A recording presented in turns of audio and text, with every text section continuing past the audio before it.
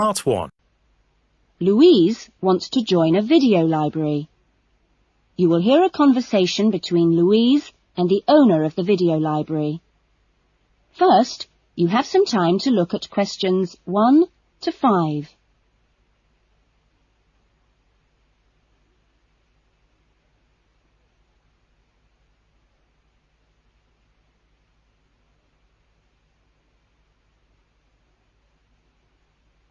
Listen carefully to the conversation and answer questions 1 to 5. Oh, hello. I'd like to join the video library. OK, would you like to fill in the application form now? Yes, I can do it now. Hold on and I'll get a form. Now, I'll just ask you a few questions and then I'll get you to sign at the bottom. Right. What's your full name? Louise Cynthia Jones. Jones. Yes, that's right. OK. And what's your address? Apartment 1, 72 Black Street, Highbridge. Black Street. That's just round the corner, isn't it? Yes. OK, so the postcode is 2085, right? Yes, 2085.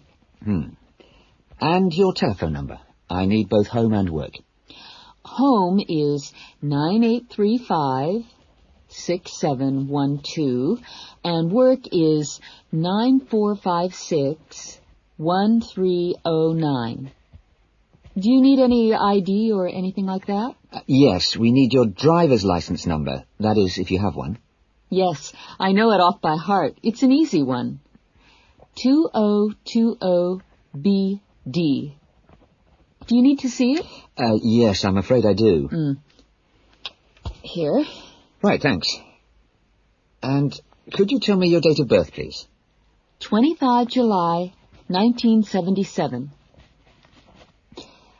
That's the most important part out of the way, but could I just ask you a few questions for a survey we're conducting? Okay.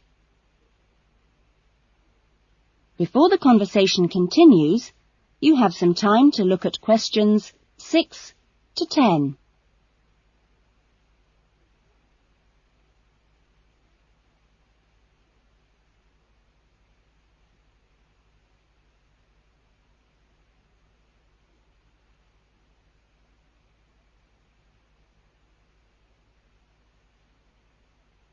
Now listen carefully and answer questions 6 to 10.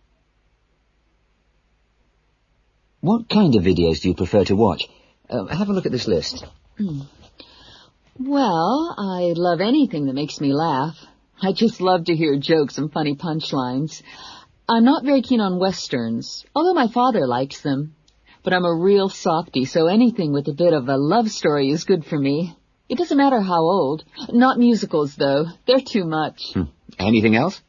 I'm completely taken by documentaries of the great outdoors. You know the sort. Animals, plants, and faraway places. I saw a wonderful one on dolphins last week. It was amazing. Now, I think that's all from me, except I need you to sign here on the line. Here's a pen. Oh, and I nearly forgot the membership fee. $25 refundable if you leave the library for any reason. There you are. And do I sign here? Yes, that's it. You can borrow videos now if you like, but your card won't be ready until next week. You can come and pick it up when you bring your first videos back. That is, if you want to take some now. Yes, I'd like to. I'll have a look around. Fine. That is the end of Part 1. You will now have half a minute to check your answers.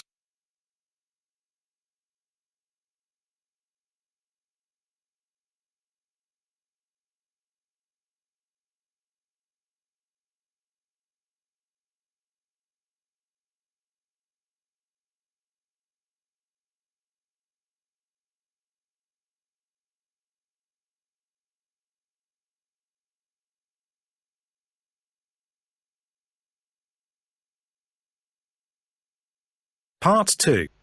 You will hear a radio interview about an expedition across the Atura Mountains.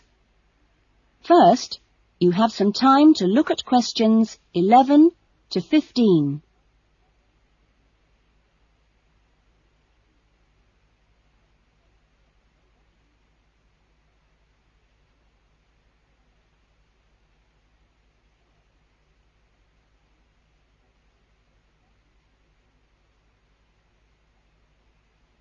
Now listen carefully to the interview and answer questions 11 to 15. A dream came true in 1995 when, over 96 days of the spring and summer, an expedition of 4 men undertook what they believed to have been the first and only complete end-to-end crossing of Morocco's Atora Mountains. I talked to Charles Owen, the leader of the expedition group, about the trip. Charles, how much planning went on beforehand? Well, as you know, I run these walking trips across the mountains for tourists, and over the years I've collected maps and other data to prepare what I call a route book for this trip. And this book basically shows the route across the mountains that we took. You actually broke records while you were out there, didn't you? Yes, it was 900 miles in total, and we managed to climb 32 peaks that were over 3,000 metres high, including Tube Karl, which is, of course, the highest in North Africa. Yeah. We weren't actually out to make a name for ourselves. It just happened, really. What was the weather like? Oh, it got us right from day one, and we were pretty taken aback, really, to find that it rained on quite a number of days. And so we were forced to start replanning our route almost from the outset. One of the obvious problems is the heavy snow which blocks the mountain passes, so you have to make considerable detours. When we were on the way to Imilchil, for example, the snow forced us into a northern bypass, which was new to us. But anyway, either way we would have been rewarded because, well, we fell upon amazing high meadows, huge gorges and wonderful snow-capped mountains. The scenery was as fine as any we saw on the trip, and that was how it was every time. Having to take another pass was never a disappointment. You now have some time to look at questions 16 to 20.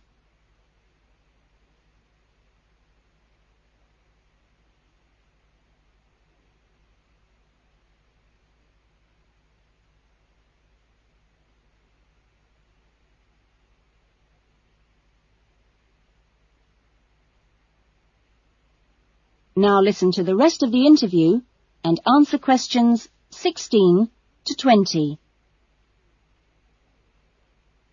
It was in many ways a social trip, wasn't it? Yes. We'd arranged to meet up with friends at various points on the journey. I mean, this was actually one of the purposes of the trip. And we managed to keep all these dates. Which, well, it's amazing, really, considering the detours we made. An old friend acted as a sort of transport organizer for everyone, and the Hotel Ali in Marrakesh was a good social base. I'd really recommend it, although I can't remember who runs it. Anyway, groups of friends actually joined us for 3-week stints, and others just linked up with us. Some, whom we hadn't met before the trip at all, tagged on for short bursts, people from the area who just came along for the ride. But outside the major visitor areas like Tube Karl, we only met one other group of travellers like ourselves in the whole 96 days. Were there any bad moments? Well, we took 2, I must say, long-suffering donkeys with us to help transport water and tents and things. I suppose if we were to do it all again, we'd probably hire donkeys along the way. Taza and Tamri, as we called them, after the last places in the trip, well, they made quite a unique journey between them. But it was continuously demanding for them.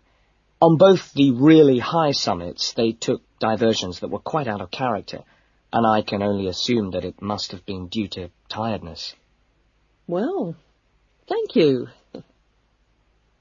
And Charles has put together a video about this journey and continues to lead groups to the Atora Mountains.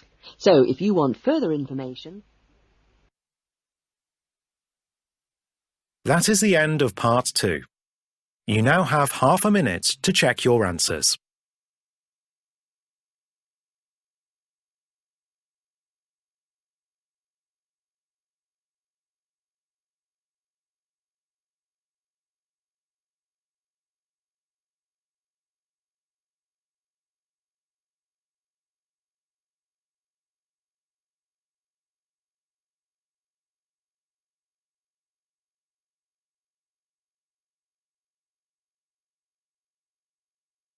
Part 3. You will hear two new students, Jane and Tim, talking about their university studies. First, you have some time to look at questions 21 to 25.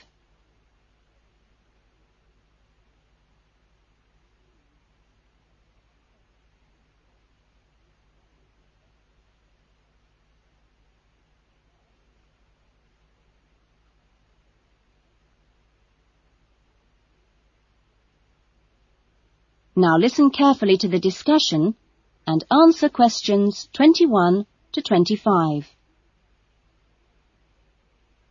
Hi, Tim. Jane, How are you? fine. I've been wondering when I'd run into you. Have you been here long? I arrived yesterday, on Sunday. How about you? I got here a few days ago, on Saturday. No, wait a minute. What's today? Sorry, Friday, not Saturday. But we didn't have to be here till today. Yes, I know. But I wanted to get my things moved into my room and just take a look around. Mhm. So, did you decide to do English in the end? No, I changed my mind and opted for history instead. Ah. And you're doing biology, if I remember correctly. Yes, although to start with, I couldn't decide between that and geography. How much reading have you got? I was given an amazingly long list of books to read. See? Wow, it does look pretty long. Well, I counted 57. I could hardly believe it. What's your list like? Well, it's not as long as yours, but it's still pretty big. There are 43. I don't know how I'm going to get through them all. Well, you don't have to read them all this week. You just have to stay ahead of the lectures and seminars. Have you got your class schedule yet? Yep, it came with a reading list. When's your first lecture? Tuesday. How about you? The day after. It's my busiest day. I've got 2 lectures in the morning and 1 in the afternoon. Before the discussion continues, you have some time to look at questions 26 to 30.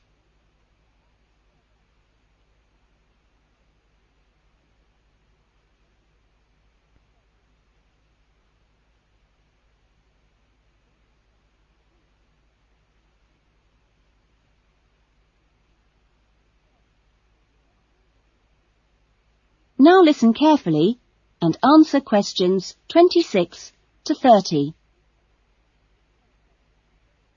It's going to be different from school, isn't it? Yeah, particularly the lectures. Have you got any special strategy for listening to lectures?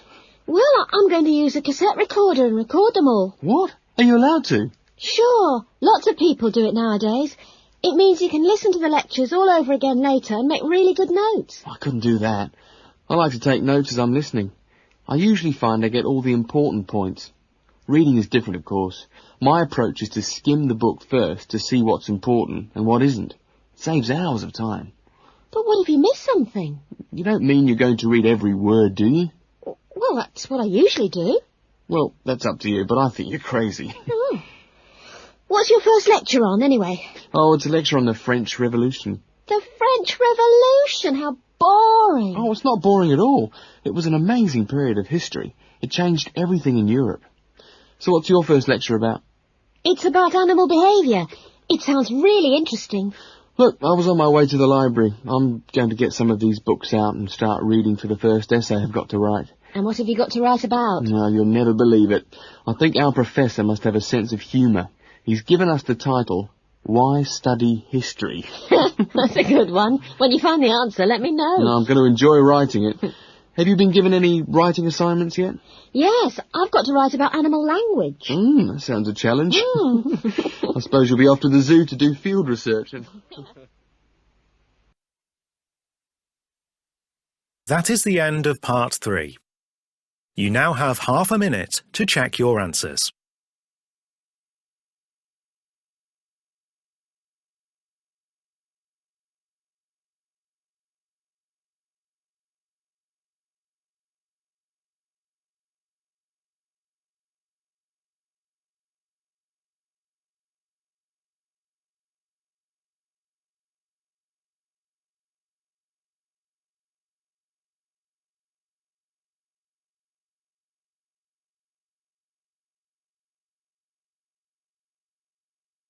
Part 4. You will hear a lecture being given to school leavers on the jobs people can get in sport and the training programs available to prepare for those jobs. First, you have some time to look at questions 31 to 40.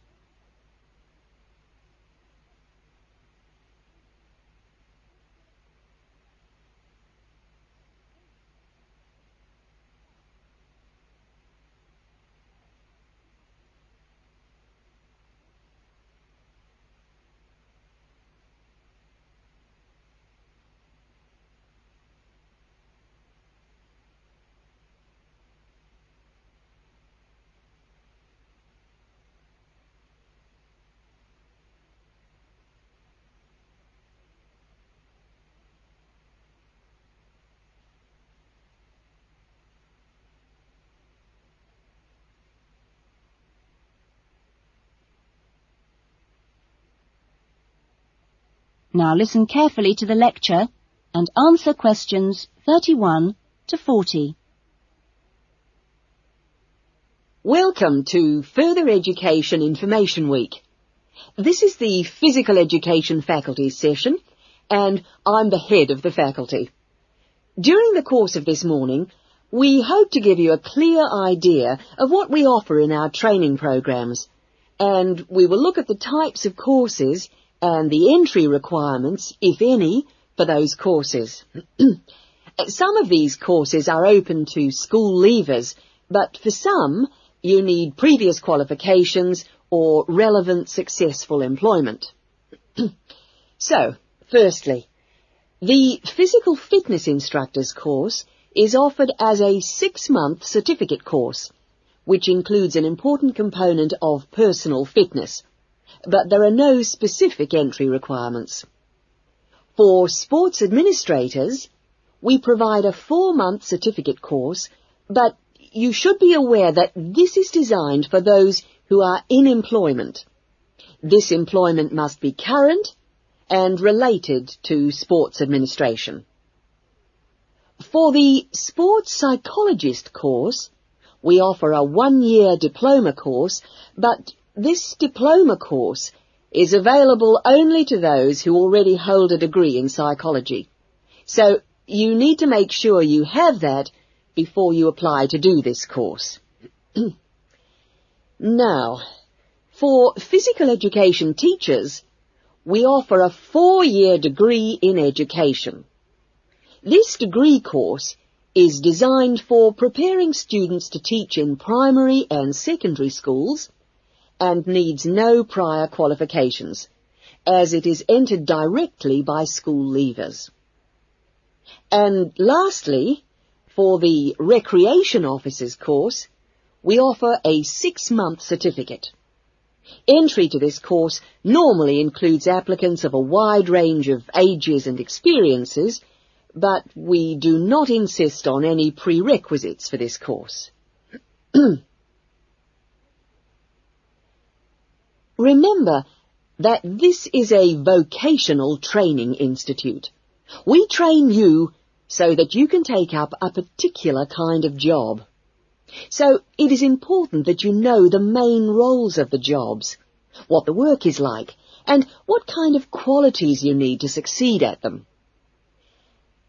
A physical fitness instructor works in health and fitness centres, preparing individual programs for ordinary members of the public. Physical fitness instructors prepare routines of exercises to suit the individual client's age and level of fitness. Sports administrators run clubs and sporting associations. Their duties include such things as booking playing fields with local councils and organising the schedule of games or events for the club. So they need good organisational skills. Sports psychologists spend time with professional athletes, helping them approach competition with a positive mental attitude to enable them to achieve their personal best. They do this by improving motivation and concentration, or assisting with stress management. Physical education, or PE teachers, instruct young students in how to exercise, play sport, and do other recreational activities correctly and safely.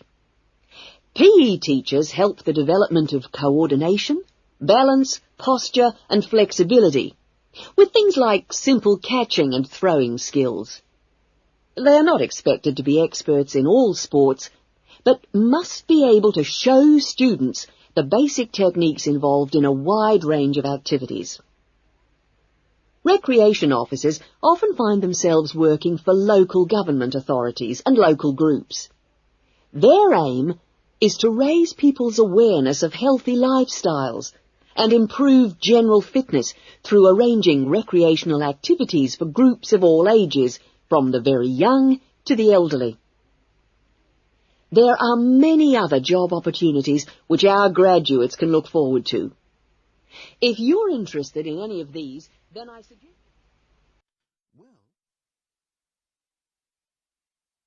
That is the end of part 4. You now have half a minute to check your answers.